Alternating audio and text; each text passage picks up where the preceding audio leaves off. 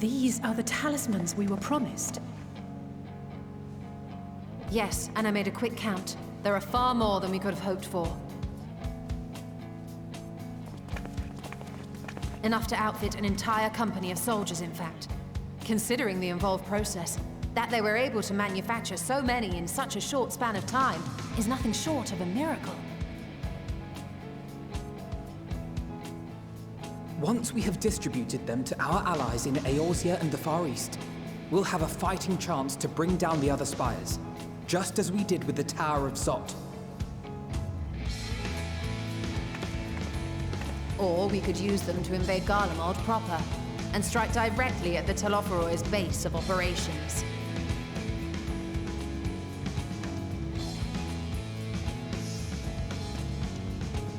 Of course, we would need to consult with various Alliance leaders before such a drastic measure could even be contemplated. To which end, I could set out forthwith and present the idea to each of our allies in person. Pray allow me to undertake some few of those journeys. I find myself restless and in need of purposeful duties. I can head eastward. Bosnia and Dalmasca are just a short hop from here. And Doma's shinobi network should come in handy for passing on the word. We shall share the burden then. Meanwhile, I think it best that you and the others take the talismans back to the Baldessian Annex. We must keep them safe and secure until we've decided upon a course of action.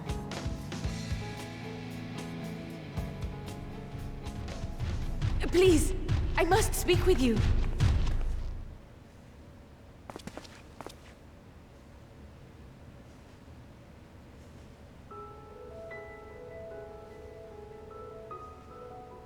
Nidana, you're awake. Yes. When I spoke with the carer at my bedside, she told me that one of the scions, a young woman, had cleansed me of the tower's corruption. It seems I'd been asleep ever since the treatment. But when I awoke and learned you were all still here, I knew I had to come.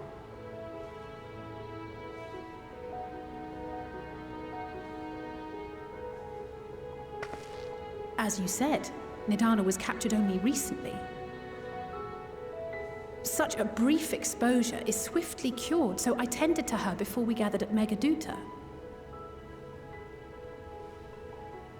And I am truly grateful that you did. I cannot thank you enough.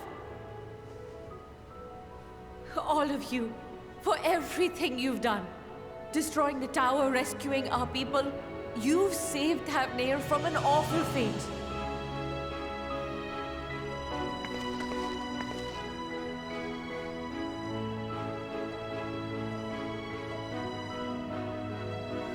Yet who hath truly saved whom? Due in no small part to thine inspirational courage, the alchemists were successful in reproducing warding scales of proven efficacy. Replications of thy work now stand ready to travel across the seas, unto the hands of those who might wield them against this rising evil. The talisman?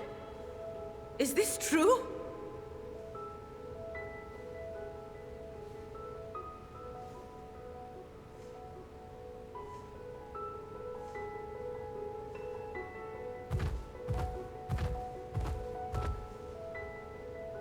Oh, I was so groggy from sleep. I didn't even think to ask. Oh, our great work sent across the seas. It was worth it. Oh, it was all worth it.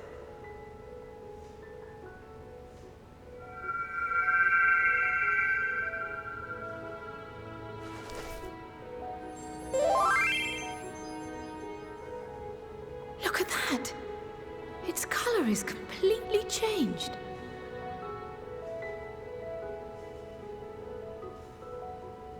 What do you have there?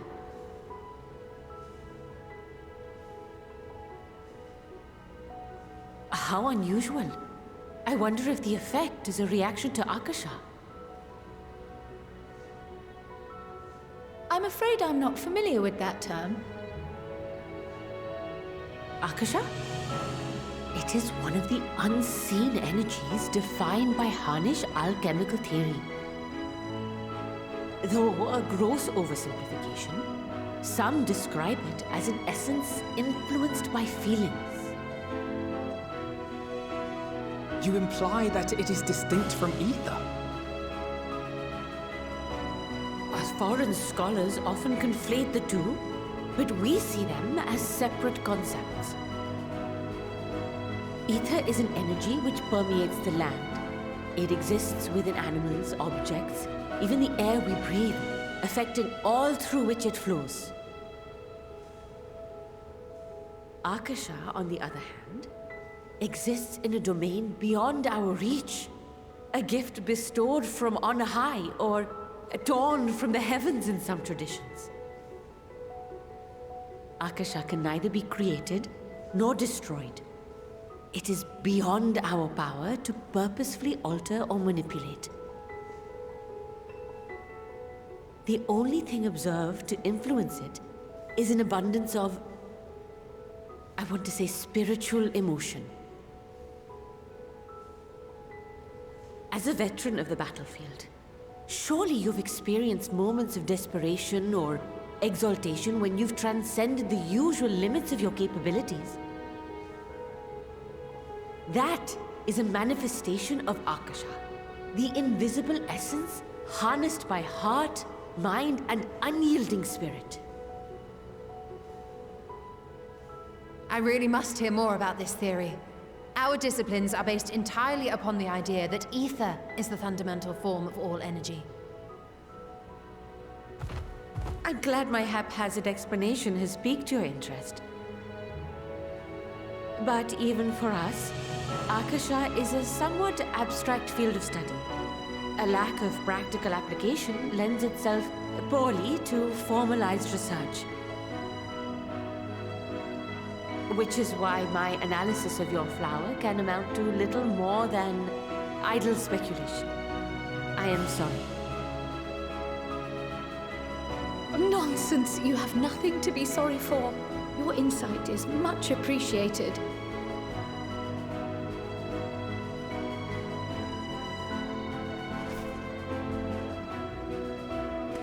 Shall we depart for Sharlayan then? I will see to it that the talismans arrive at the Annex. And we will be in touch once our talks are concluded. I suggest you rest while you can. From here onward, sleep is bound to be in short supply.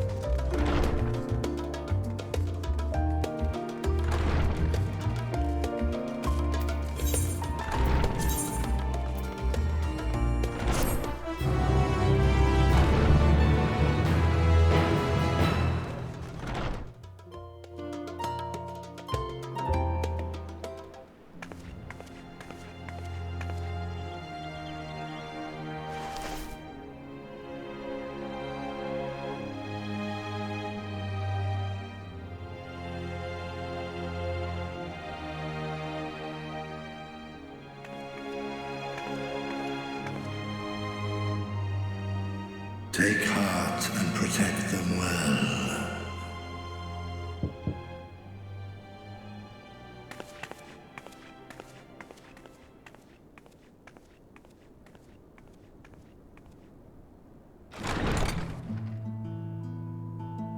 Good, you're here. You haven't eaten yet, have you? We've bought quite a spread if you're interested. Only the finest dining from the last stand.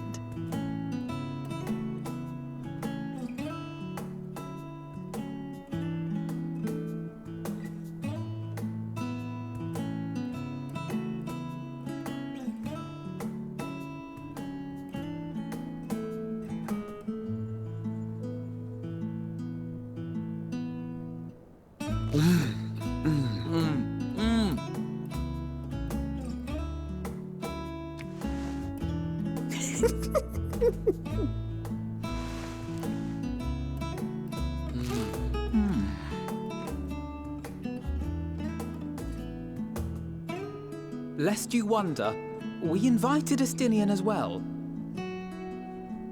But he refused with a rather grim-faced, "No, thank you." I suspect Charlian cuisine is not to his liking. Oh, I don't know about that. Perhaps our lone wolf just needed some time apart. What? To perfect his brooding stare?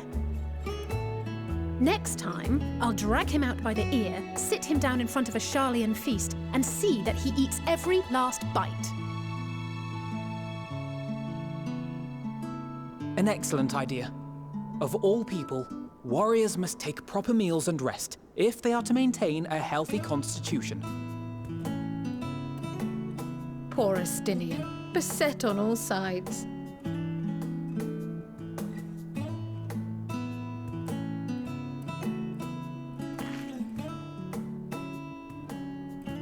Speaking of one's physical condition, Mistress Cryle, I hear you recently played literal host to Hydaelyn herself.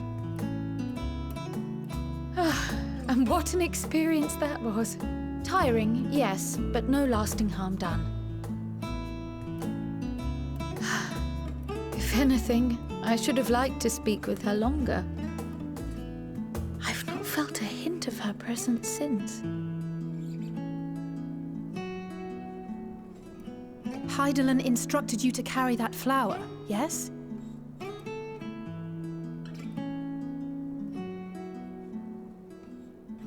Twill be your guide, test and proof of your conviction. And then something about seeking joy in darkness, was it? Come to think of it, isn't that what happened with Nidana back in Radzat-Han? The flower did seem to radiate a joyful glow, as if reflecting the elation we all felt, the relief of a people with renewed hope. Indeed, and in turn, I felt buoyed by that radiance. 'Twas akin to spotting a beacon and knowing we were on the right path. I know we've not yet triumphed over the Telophoroi, or learned the full breadth of the Forum's plans. But even within the midst of our struggles, we find small moments of joy to sustain us.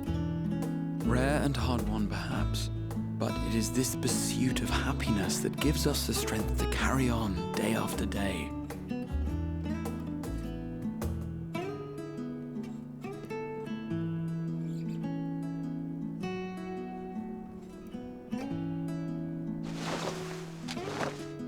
Hey, that's mine. To the swift the spoils. Though I recall that levitation spell of yours was quick enough. Only barely. And even at my best, I'm still too slow to wield it effectively in battle.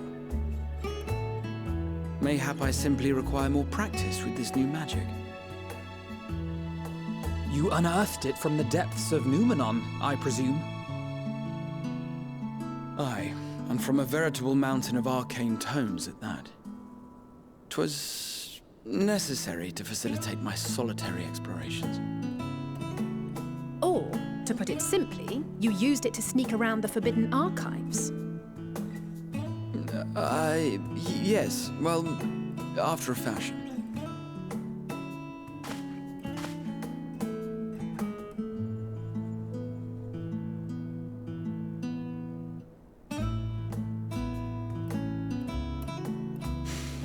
They're tall, you see. The shelves, they're too tall for me. And I could hardly move the library's platforms without attracting attention now, could I?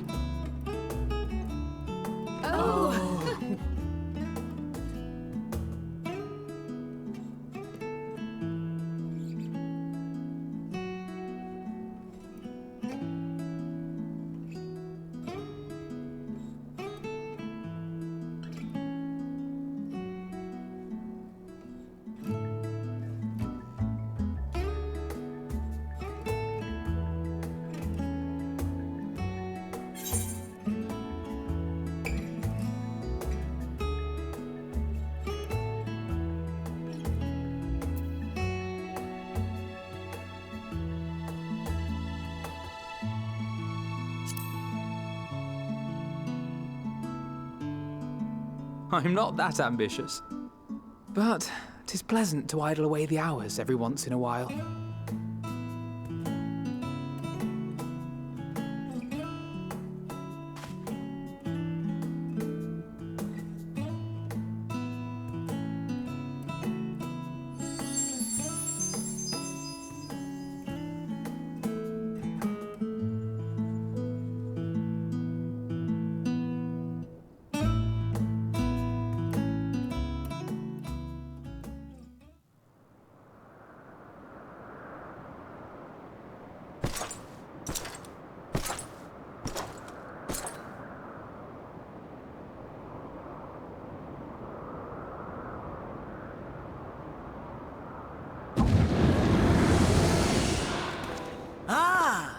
Enjoying the bracing cold, I see. Do you not own a warm coat or a cloak? Something in fur? Or fashioned from the skins of your enemies? Or...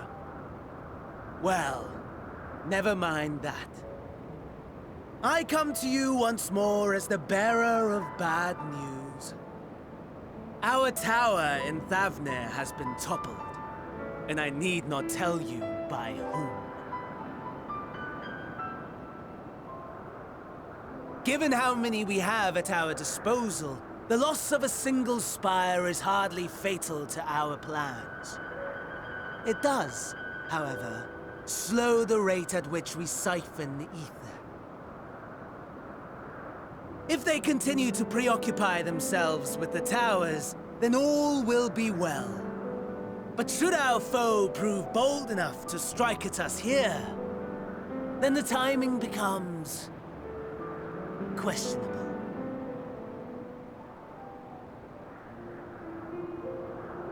Our foe is bold enough. Of that, I can assure you.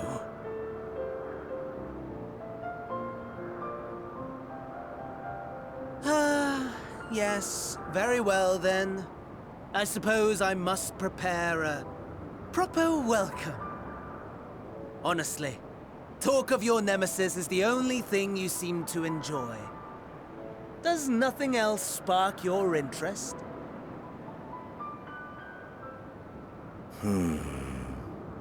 No. All else is... equal. Equally tedious. Equally disappointing. The world is a tepid bog into which we sink, too weak to thrash as the mud clings to our eyes and fills our throats till we blissfully choke. But then came the light, blinding and pure and hot, so very hot, enough to set my soul aflame. I basked in the afterglow until the void yawned once more, and then I knew the muck would never claim me again. There was naught for me ahead, so I drew the curtain on all that had come before.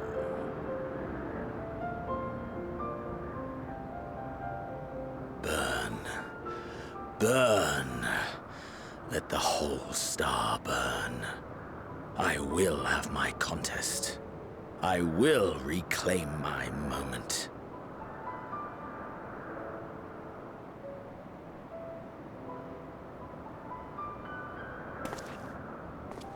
How wonderful that the emptiness of death has not dissuaded you from committing your life to its pursuit once more. I don't know whether to envy you or pity you.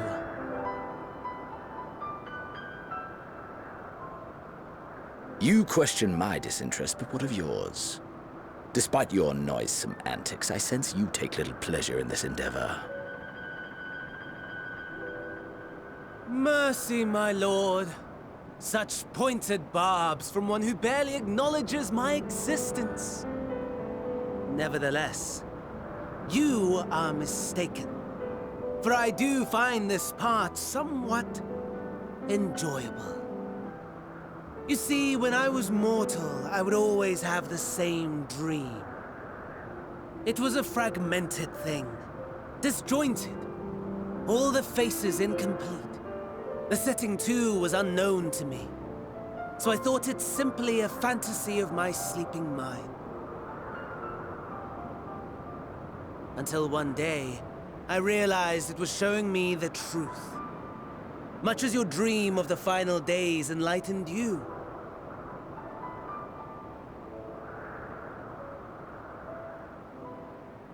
And soon, very soon, the rest of the world will see the truth of my dream, too. Yes, I think that is something we can both enjoy.